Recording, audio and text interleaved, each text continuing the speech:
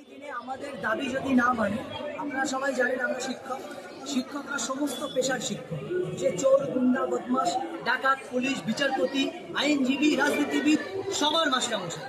সুতরাং তারা সবার কারিগর। সুতরাং তাদের পেটে টান পড়লে, তাদের ডিগনিটি নিয়ে টান পড়লে তারা সেই যে কোনো পেশায়, যে কোনো জায়গায়, যে কোনো ভূমিকায় তারা অবতীর্ণ হতে পারে। সুতরাং আগামী দিনে আমাদের দাবি যদি না মানা হয়, তাহলে আমরা যে কোনো রকম ভূমিকায় অবতীর্ণ হব। তাতে সমাজ বুঝবে যে মাস্টারমশাইদের গায়ে হাত পড়লে বা মাস্টারমশাইদের ডিগনিটি নিয়ে টান পড়লে, মাস্টারমশাইদের পেটে টান পড়লে যে কোনো মুহূর্তে মাস্টারমশাইরা মাস্টারটা সূর্য সেন হতে বাধ্য। আজকে কখন শুরু করেছে এই বিক্ষোভ? আজকে আমরা এখানে 12:30 নাগাদ শুরু করেছি। যেটা দেখা গেল একেবারেই এই বিক্ষোভের কারণে টোটাল জেলা পরিষদের সবকটা দরজা আপনারা বন্ধ করে রেখেছিলেন।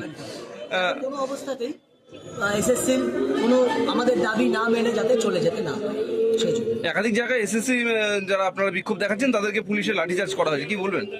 তাতে প্রশাসনকে এবং মুখ্যমন্ত্রীকে বিভৎসভাবে ধিক্কার জানাবো এবং সাধারণ মানুষকে বলবো যে এই পুলিশ প্রশাসন, এই সমাজ ব্যবস্থা, এই প্রশাসন, এই সরকারের এই যে ন্যাক্কারজনক ঘটনা, সেই ন্যাক্কারজনক ঘটনার ধিক্কার জানানো উচিত এবং এটার আমি তীব্র প্রতিবাদ, তীব্র ধিক্কার জানাচ্ছি। এবং আমাদের যারা নেতৃত্ব দিচ্ছেন তাদের বাড়িতে বাড়িতে গিয়ে আইবিরা ইন্সপেকশন করছেন, এটার প্রতিও আমরা তীব্র ধিক্কার জানাচ্ছি।